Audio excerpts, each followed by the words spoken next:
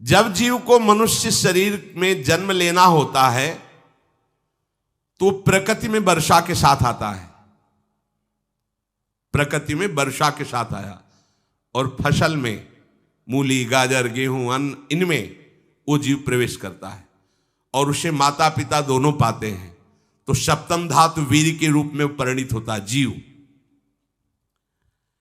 वो वीर कण के रूप में माता के उदर में जब प्रवेश करता है तो एक रात्रि में मां का और पिता का, दोनों का वो जो वीर मिलता है, उस रज और वीर के मिलने से एक कलल सा बनता है। 5 रात्रि व्यतीत होने के बाद एक बुदबुदा सा बनता है। 10 रात्रि व्यतीत होने के बाद एक बेर की सी आकृति होती है। फिर उसके बाद उसमें धीरे धीरे मांसपेशियां बढ़ने लगती हैं। 1 महीने में उसके सिर निकल आता है, 2 महीने में हाथ पांव अंगों का विभाग होता है, तीसरे महीने में नख, रोम, अस्थि, चर्म, स्त्री पुरुष के चिन्ह प्रकट हो जाते हैं, 4 महीने में मांसादि 7 धातुएं प्रकट हो जाती है, 5वें महीने में चेतना जागृत हो जाती है। जैसे अपने चेतना, ऐसे 5वें महीने में गर्भस्थ शिशु की चेतना जागृत हो गई। जीव है पर चेतना 5 महीने बाद मां के गर्भ में जागृत। अब उसे भूख लगती है, प्यास लगती है, वहां की तापमयी जलन, पीड़ा, छोटे छोटे कीड़ों के द्वारा काटना, 6ठे मास में झिल्ली से लपटा हुआ मां की दाहिनी कोख में कीड़े की तरह तड़पता है। उस समय माता को कड़वे और खट्टे पानी की लालसा होती है, जिससे उसके अंगों में जाकर भयंकर जलन होती है। यह है भोग। वो कृमि कीड़े की तरह तड़पता है। मलमूत्र के गड्ढे में बीच में झिल्ली में बंधा हुआ वो जीवात्मा सुकुमार तो होता है, वहां के कीड़े उसे नोचते छोटे छोटे, वो तड़पता है। माता प्रसन्न होती कि जब बच्चा हिलता है, बोले है उसकी दुर्गति हो रही, वहां भयंकर कष्ट पा रहा है।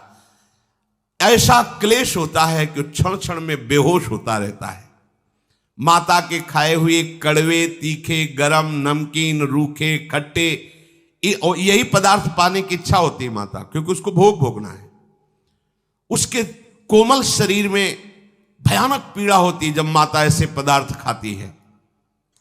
गर्भाशय की झिल्ली में लिपटा हुआ, आंतों और मलमूत्र से घिरा हुआ सिर, पेट की और पीठ और गर्दन एक कुंडलाकार, ऐसे कंकण जैसा, ऐसी आकृति गर्भस्थ शिशु की होती है।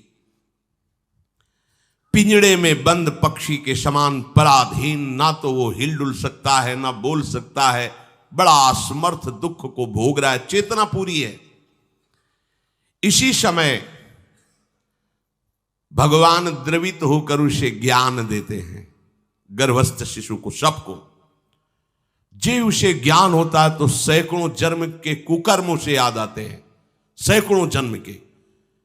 ओहो, ये मेरे कर्म का ही फल, मैंने ऐसे कर्म किए इसलिए दुख भोग रहा हूं। बेचैन हो जाता है, कैसे निपट पाऊंगा, सैकड़ों जन्म के कर्म जमा है। अब महान अशांति उसके हृदय में, उस शरीर में भयंकर पीड़ा। कुंडलाकार शरीर है, हिल भी नहीं सकता है, बस कीड़े काटते, बड़ी तड़पन, बड़ी जलन, भूख प्यास की जलन।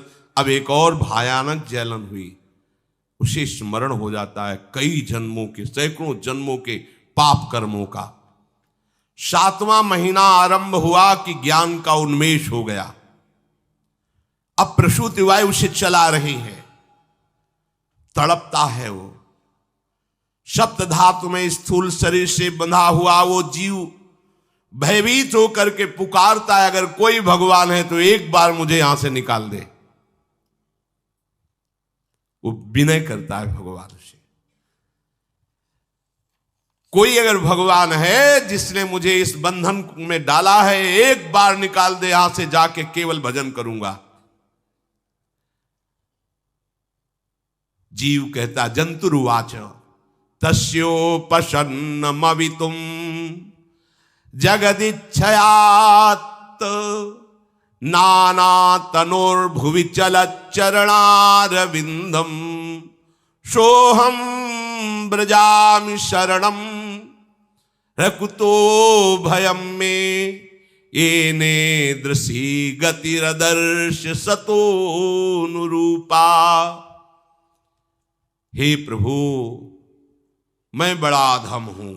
ये ज्ञान भगवान की तरफ से गर्भस्थ शिशु को होता है।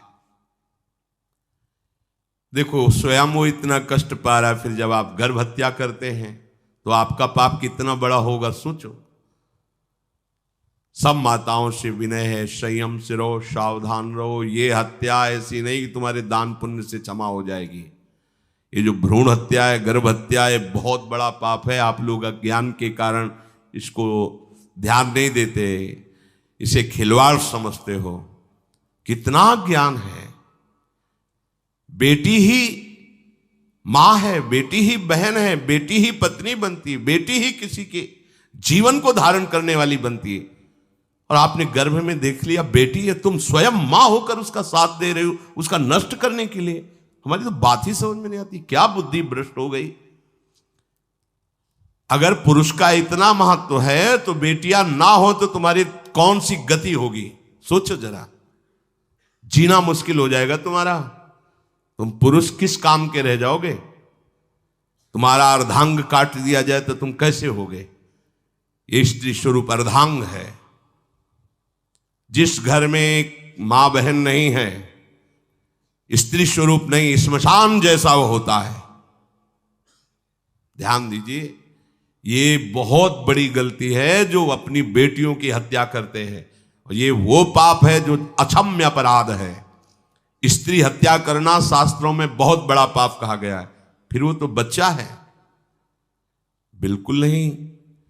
जिनसे हो गया है, श्रीमद् भागवत का सप्ताह मूल संस्कृत से सुनो और भगवान से प्रायश्चित प्रार्थना करो कि हे नाथ, भूल से गलती हो गई, दूसरा कोई उपाय नहीं। ध्यान से समझ लीजिए, तुम्हारे भ्रूण हत्या, गर्भ हत्या के पाप को नष्ट करने में एकमात्र श्रीमद् भागवत समर्थ है, दूसरा कोई नहीं। कोई दान पुण्य तीर्थ स्नान तुम्हें क्षमा नहीं कर पाएगा। यह ऐसा महापाप है। अगर हृदय में जलन करके और मूल संस्कृत के द्वारा पूरी 7 दिन में भागवत श्रवण की जाए नियम से, तो भागवत समर्थ है, इस हत्या के पाप से भी आपको मुक्त कर देगी।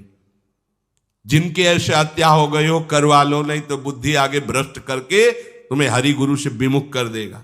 ये पाप ऐसा नहीं कि तुम्हें 2-4 माला घुमाने से क्षमा हो जाएगा। ये महत अपराध है।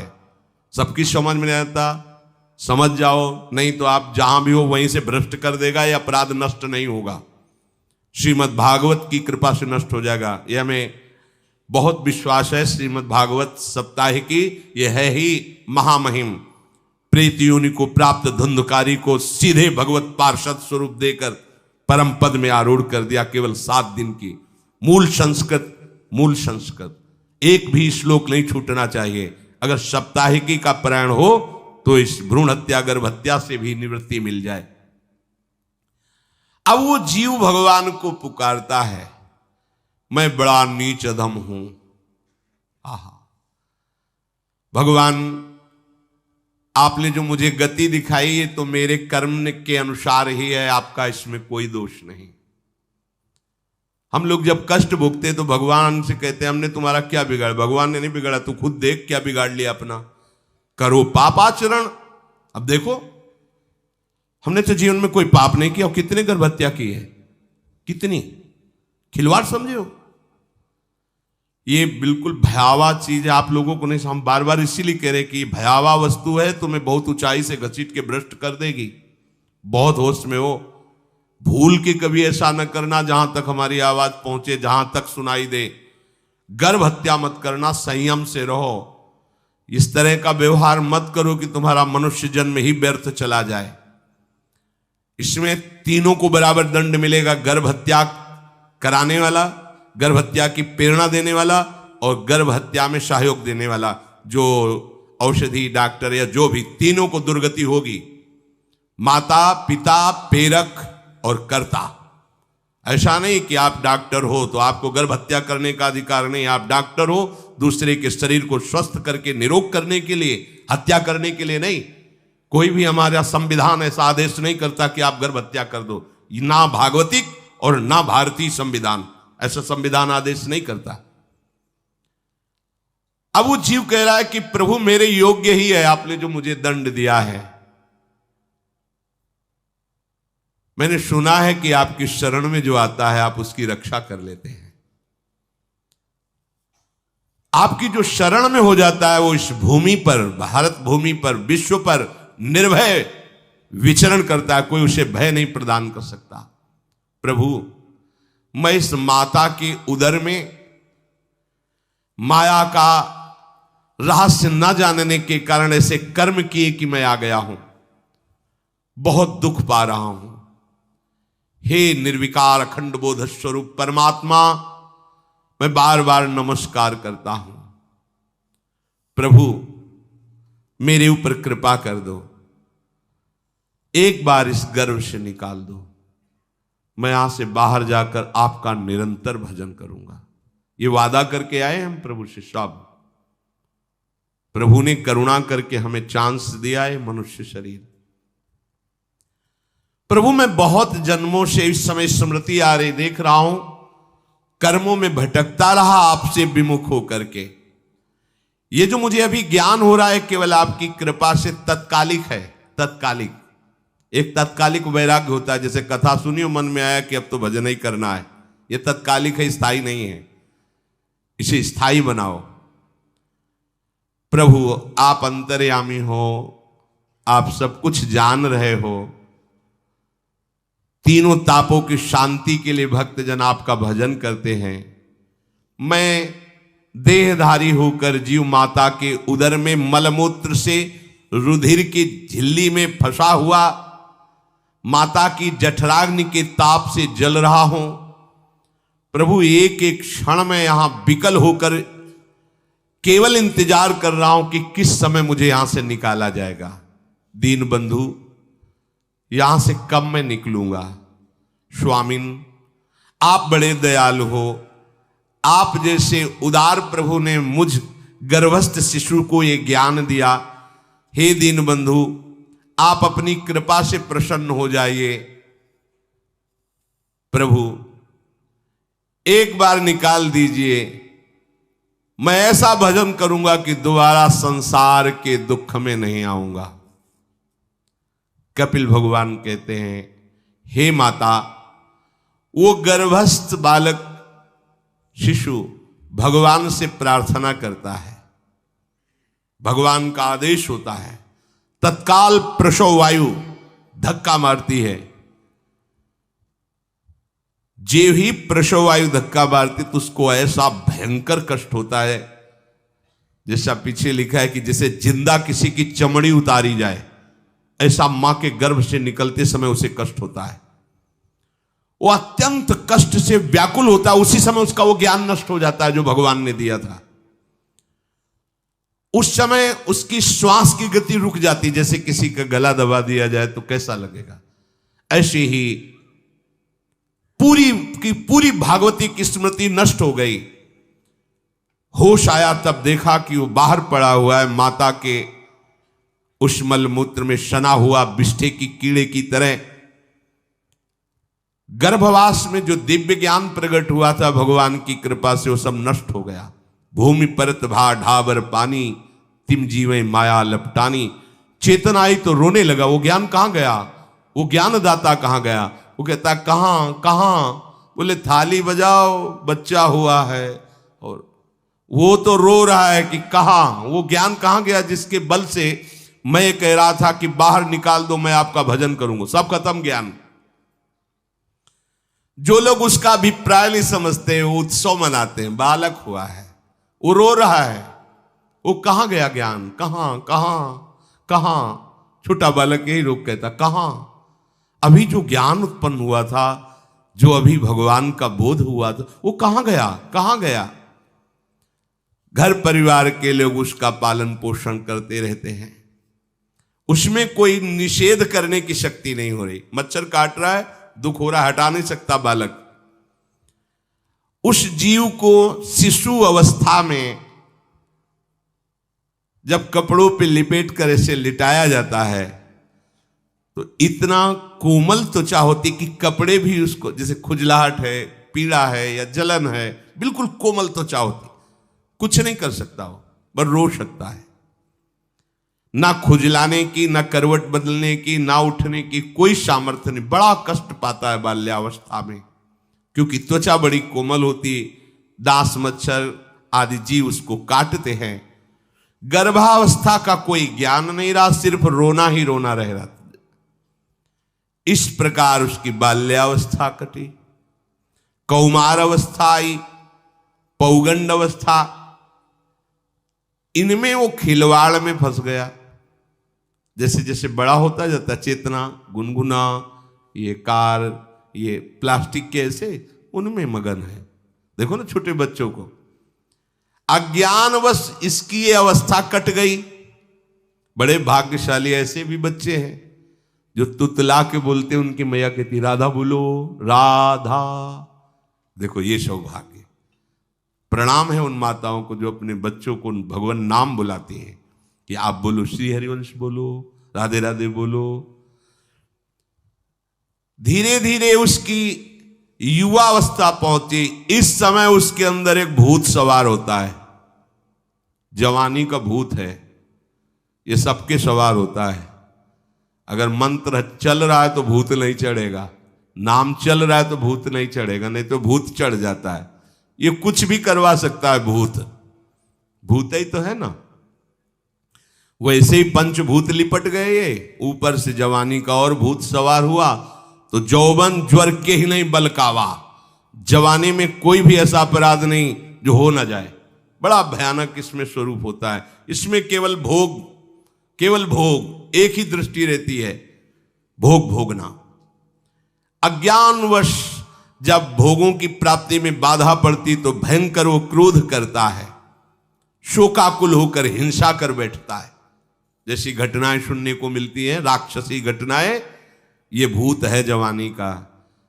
जहां कामना में बाधा पहुंची, क्रोध, क्रोध में वो समझ नहीं पाता कि मेरे जैसा ही प्रिय शरीर उसका है जो मैं वर्ताव कर रहा हूं। सदेहेन मानेन वर्धमानेन मन्युना करोति विग्रहम कामी कामेष्वंताय चात्मनः।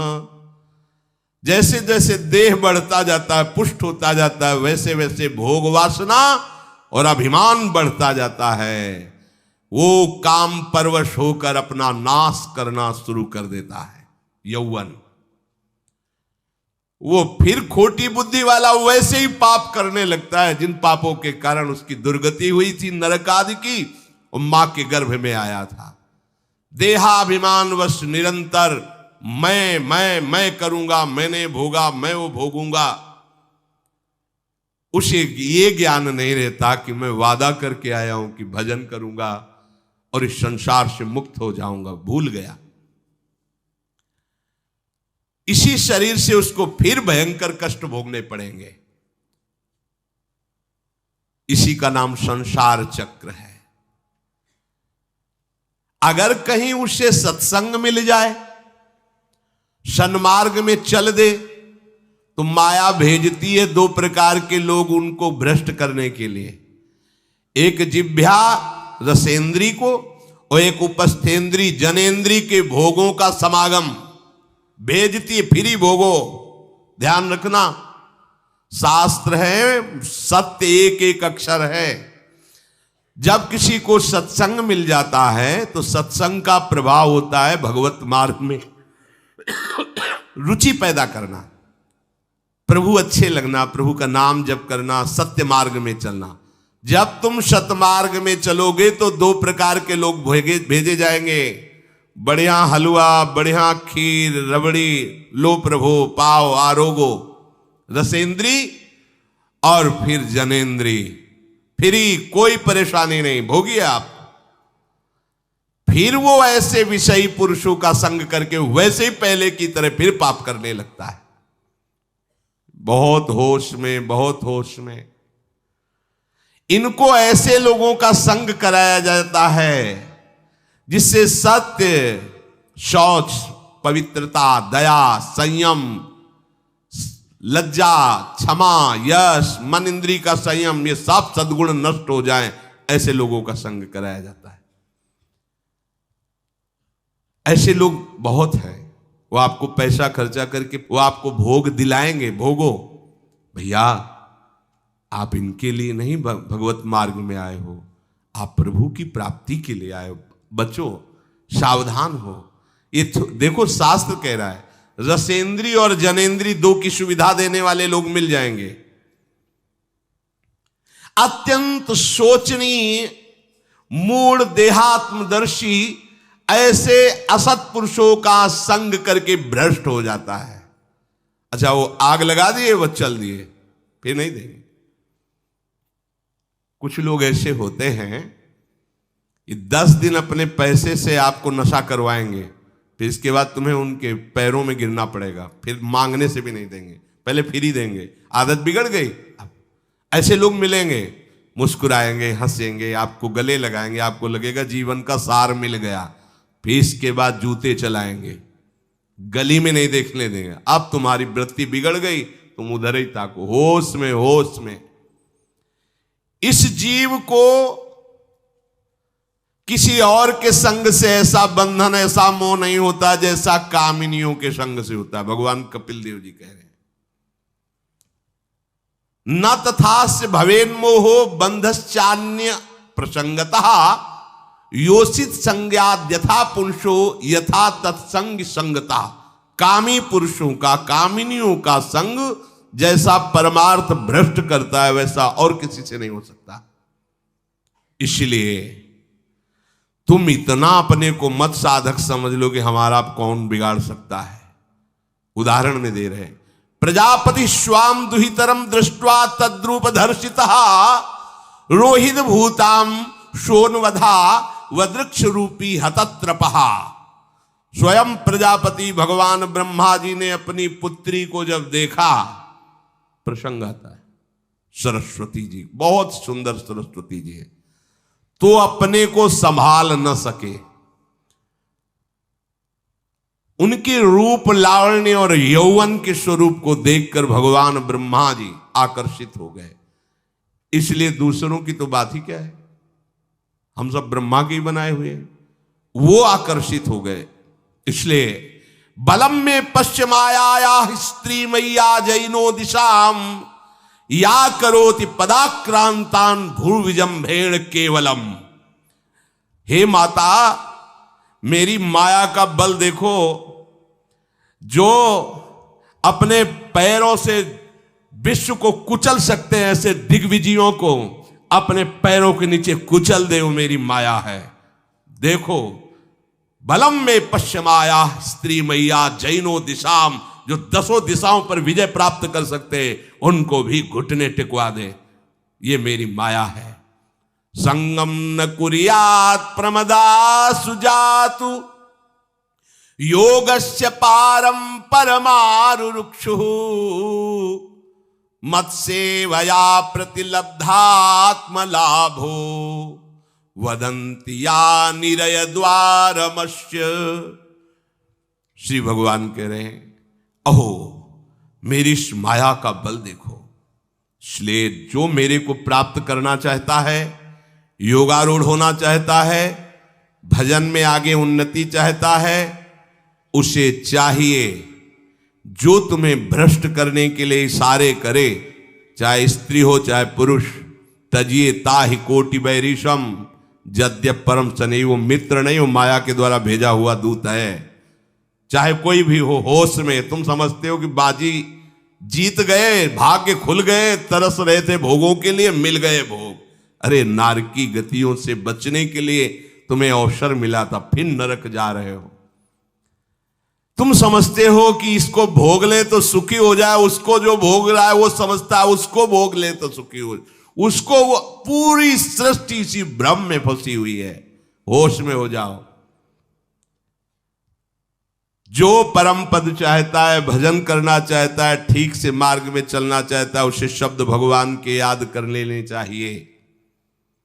चाहे वो स्त्री हो चाहे पुरुष, जो तुम्हें गंदी बातें सिखाए, गंदी बातें दिखाए, गंदी बातें करने के लिए प्रोत्साहन दे, जाके संग कुमति मति उपजय करत भजन में भंग तजोरे मन हरि विमुखन को संग। गृहस्थ हो तो धर्म के अनुसार अपनी पत्नी मात्र में सीमित रहो।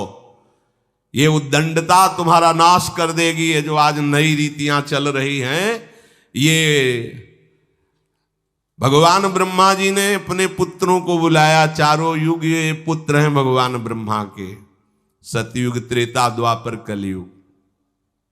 सतयुग से कहा भाई हमने रचा है नरक, तुम्हारा स्वभाव सत्य में स्थित होना है, इसलिए हमारी आज्ञा का पालन करो कि नरक खाली भी नहीं रहना चाहिए।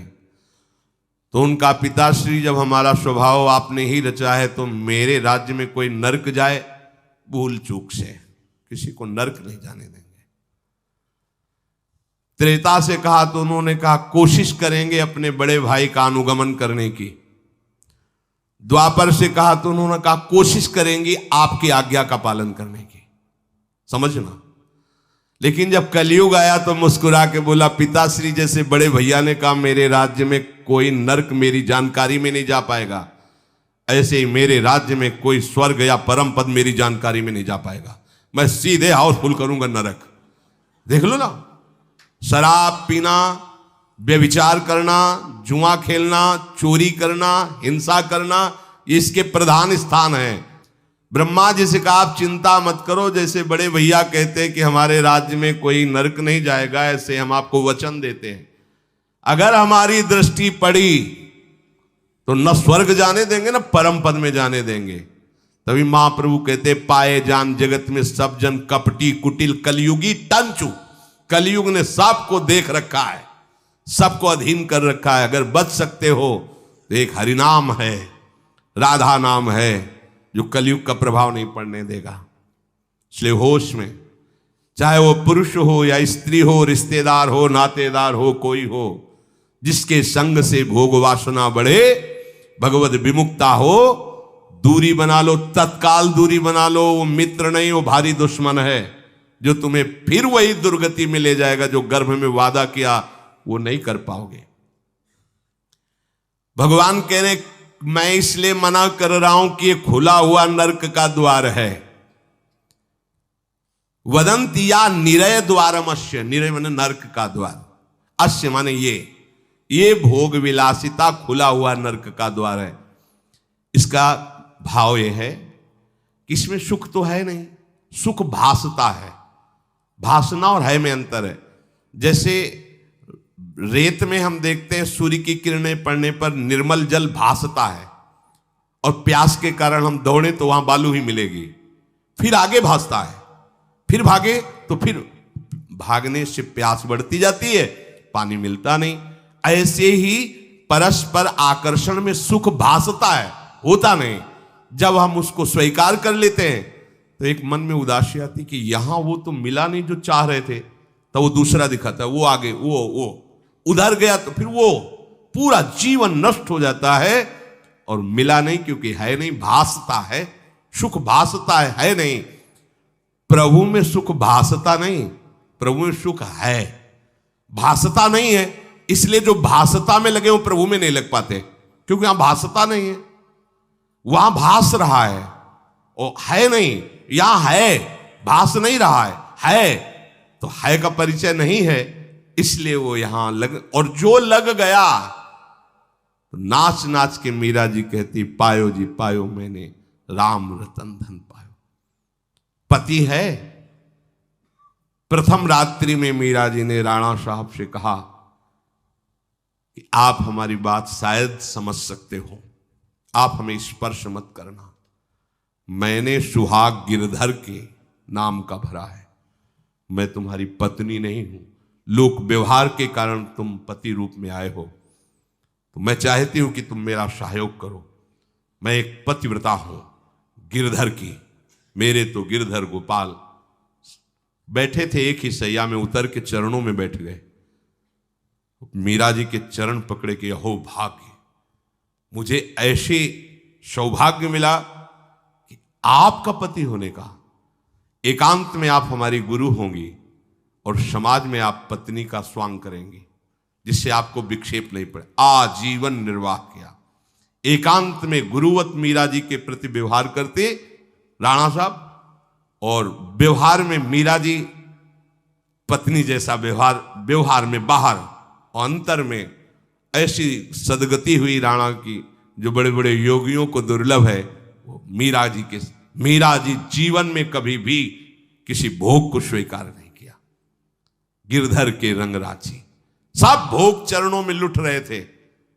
सोचिए, राज परिवार में ब्याही गई, क्या था, किसी भी सुख की आकांक्षा नहीं। यह है रंग श्री हरि का। है नहीं ना उनमें सुख, जो है सुख वो मिल गया तो फिर भासने की तरफ क्यों बढ़ेगा। इसलिए ये जो मेरी माया है, ये मित्र बनकर पहले सेवा के बहाने से धीरे धीरे पास आती है। आती है का शब्द माया के लिए है। वो किसी भी रूप में होगी। माया का कोई रूप नहीं आज तक वर्णन किया गया, कोई भी रूप हो, वस्तु, व्यक्ति, स्थान, घटना, कुछ भी। उपासक जब समझ नहीं पाता तो वही उसके नाश का कारण बन जाती है। बहुत सावधान। हमें नहीं पता किस रूप में आएगी, जिनको पता है हम उनको अपने पास रखें। वो है नाम, राधा राधा, फौरन पता चल जाएगा आपको पक्का। ये ठीक नहीं, नहीं बहुत श्रद्धा, नहीं बिल्कुल हटो, बिल्कुल हटो, अंदर से बिल्कुल हटो। नहीं तो कोई समझाने वाला थोड़ी था बचपन से हमें कि भाई पास कोई हो, यही नाम। जहां कहीं कोई प्रियता, कहीं आश्रमों में कहीं कुछ समझ में, हटो हटो हटो, ये नाम हटाते हटाते हटाते जहां लगाना चाहिए वहां लगा दिया। नाम अगर है अंगरक्षक तो तुम्हें माया से बचाता रहेगा, क्योंकि जिनकी माया है उन्हीं का नाम है। वो खूब अच्छे से जानता है, माया को पहचानता है। नाम आप नहीं पहचानोगे पक्का, क्योंकि वो बाहर से ही नहीं आती, वो अंदर से भी आती है। ये सब माया के ही पार्षद है, मन बुद्धि चित्त अहंकार सब माया में है। नाम चलेगा तो अंदर और बाहर दोनों जगह सुरक्षित रखेगा। पकड़ लीजिए, वो तिनके में ढके हुए कुएं के समान होती है। पता नहीं चलता कि कितना गहरा कुआं है, ऊपर से तिनके से ऐसा लगता भूमि, जेब पैर रखा गिर गए कूप में, अब निकल नहीं सकते। जब मेरी माया में आसक्त हो जाता है तो अंत समय फिर उसी माया का स्मरण आता है। वही सब मैं और मोर तोड़ते हैं। अब वो फिर उसी चिंता से फिर वही फंस गया, फिर वही दुर्गति प्रारंभ। तो हे माता, जो हरि से विमुख हैं उनका ये चक्र चलता रहता है। पुनरपि जननम पुनरपि मरणम पुनरपि जननी जठरे शयनम। इसलिए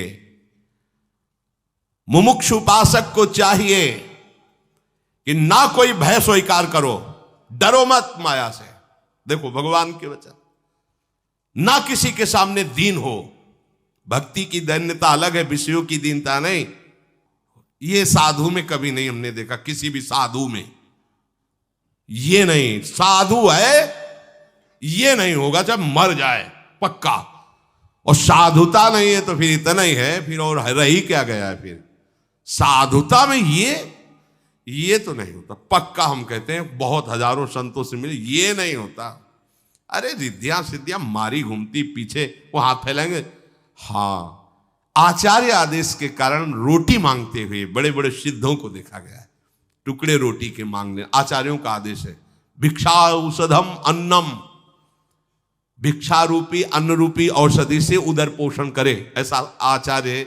चाहे वो भगवान शंकराचार्य हो, चाहे आप प्रेम के उपासक हो। भूख लगेगो मांग खाऊंगो, गिनो न सांझ सवेरो, ब्रजवार छिन के जूठ टूक और घर घर छाछ महेरो, ऐसो कब करी हो। बस साधु 30 मिनट के लिए केवल भिक्षुक बनता है और 23.5 घंटा के लिए बादशाह रहता है। मिले तो ना मिले तो बस भिक्षा बादशाह। जाय न चाहे कबों कछ तुम सन सहज सने, बसो निरंतर तासुर सुराउर निजगे। साक्षात भगवान हृदय में खेलते रहते हैं। दीनता नहीं होनी चाहिए। ये भागवतिक दैन्यता अलग है, ये दलिद्रता रूपी दीनता नहीं होनी चाहिए कि ठंडी लग रही कपड़ा दे दो, देखो हमें तीर्थ यात्रा करनी पैसा दे दो, हमें यज्ञ कर। कौन सी यज्ञ करनी तुम्हें? कौन सी यज्ञ? श्वासों को बोलो राधा राधा राधा, एक एक श्वास की आहुति, इससे बड़ी कोई यज्ञ होगी? पूरा जीवन समर्पित, इससे बड़ा कोई तीर्थ होगा? अरे जहां चरण रख दे वहां तीर्थ प्रकट हो जाए, ऐसी भक्ति की महिमा होती। तीर्थ ही कुर्वन्ति तीर्थानि। ये दीनता नहीं होती साधुओं में, पाखंड में होती। दीनता साधुता में नहीं होती। इस विषय की ये दे दो बाबूजी, अरे धिक्कार है, धिक्कार है। कहा वह मोर दासा करे तुच्छ नरन के आशा, तो कहो कहां रहा विश्वासा। जिसने बिना किसी सहयोग के 1 सेकंड में अनंत ब्रह्मांडों को रच दिया, वो हमारे स्वामी है। इसके बाद तुम ऐसे मांगते घूमो, कहां दासता रही? भय, जिसके भय से मृत्यु भी भयभीत होकर काम कर रही, जिसके भय से सूर्य चंद्र प्रकाशित हो रहे, जिसके भय से पृथ्वी जल में नहीं डूब रही, वो हमारा स्वामी है। फिर हमें भय किससे?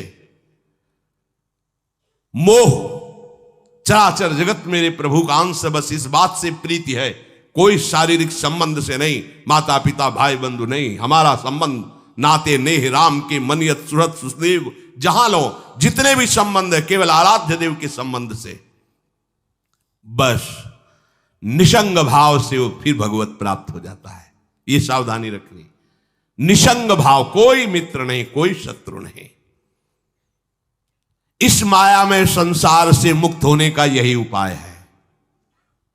भय नहीं, दीनता नहीं, मोह नहीं, किसी का संग नहीं, अपने श्यामा श्याम श्यामा श्याम श्यामा श्याम, उनके नाम के, उनके आश्रित। वो आगे से आगे ऐसा दुलार करते हैं, आपको सोचना ही नहीं पड़ेगा। जैसे माँ को पता है बाल भोग कब कराना है बच्चे को, कौन सी पोशाक धारण करानी है, कहाँ उसको खेलने ले जाना है, ऐसे ही हमारे प्रियालाल को पता है ये दास है, इसको कब क्या। सच्ची मानिए, आगे से आगे व्यवस्था उनकी। आश्चर्य में हो जाओगे आप जब अपना अहंकार उनको समर्पित कर दोगे। हम अहंकारी जीव अपने अहंकार के कारण धक्का खाते घूम रहे। नहीं, अखिल कोटि ब्रह्मांडों का सृजन करने वाला प्रभु है। 4 लाख योजन का एक पहाड़ केवल है, सोने का प्योर सोने का, मिलावट नहीं। 4 लाख योजन, 1 योजन 4 कोस, 1 कोस 3 किलोमीटर। कितना एक से एक रत्न इस पृथ्वी में है। ऐसे मालिक के गुलाम हो, ऐसे हाथ फैलाते घूमो। राधा राधा। इस शरीर को बहुत ध्यान से सुन लो। जो इस शरीर को निक्षेप माने धरोहर होता है, धरोहर की भांति। जैसे हम तुम्हें दे दें कि 500 रुपये रख लो, हमें जब काम लगेगा ले लेंगे, तो 500 रुपये रखे आपकी जेब में, लेकिन आप कभी उसे अपना नहीं मानेंगे। अगर कभी आवश्यकता पड़ी, किसी ने बताया कि 500 रुपये आपकी जेब में, नहीं, वो तो धरोहर है। जब वो मांग लेंगे तो उनको हम खर्चा, धरोहर का खर्चा स्वयं में नहीं किया जाता। ईमानदार आदमी धरोहर को जैसे रखा वही, ये नहीं कि हम 500 खर्चा कर लेते हैं फिर कमा के 500 दे देंगे, नहीं, वही सेम टू सेम वैसे ही वापस होगा। तो ये शरीर प्रभु की धरोहर है। सुधा निधि में भी एक श्लोक में आया है, ये प्रियाजू की धरोहर है। कबीरदास जी ने कहा है, चदरिया जैसी की तैसी धरि दीनी। जैसी दी थी प्रभु, हमने मलिन नहीं की, वैसे की वैसे वापस कर दी। तो क्या होगा उसका परिणाम? मोक्ष, भगवत प्राप्ति। इसे मलिन करने का अधिकार तुम्हें नहीं। ये चदरिया जो मिली है, मनुष्य शरीर, ये भगवत प्राप्ति। इसे गंदा मत करो। शरीर को धरोहर की भांति रखकर, ये गुरु की संपत्ति है, ये इष्ट देव की संपत्ति। तन वांग मनोभिरमलई सोहम तविवासिता। ये शरीर, ये मन, ये वाणी हमारे गुरुदेव को समर्पित, उनकी आज्ञा के अनुसार चलना है। तो क्या होगा?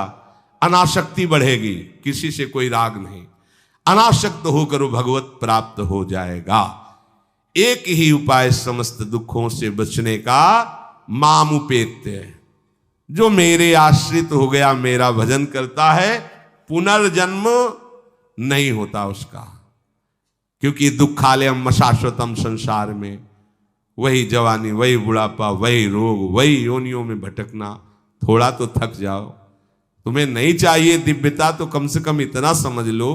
फिर वही प्रारंभ वाली बात कहते हैं कि देश विदेश सुख के लिए भटकते हो, तो हम भी तो ऐसे देश की बात कर रहे हैं जहां सुख ही सुख है। जहां काल की भी चाल नहीं है, वो है निकुंज देश। निकुंज देश के राजा हैं श्यामा श्याम। चलो ना वहां, राधा राधा रूपी धन कमाओ, यहां किसी से व्यवहार न करो, प्रेम का व्यवहार भगवत समर्पित करो, राग द्वेष का व्यवहार मत करो, तो इसी जन्म में ये कर्म परंपरा खत्म हो जाएगी। पता नहीं कौन कौन सी योनियों में हमें जाना पड़े मां के गर्भ में। इसलिए भाई ये आखिरी जन्म होना चाहिए, ऐसा कर लो, ऐसा धन कमा लो जो तुम्हारे साथ चले, वो है राधा नाम। अब जीवन में धोखा ना होने पावे। सबसे प्रार्थना है बच जाओ, आगे और कलयुग भयानक रूप लेके आएगा, आपसे भजन नहीं होगा। अभी देख लो, न खान पान पवित्र है, न संग पवित्र है, न दृश्य पवित्र है, आगे तो और भी।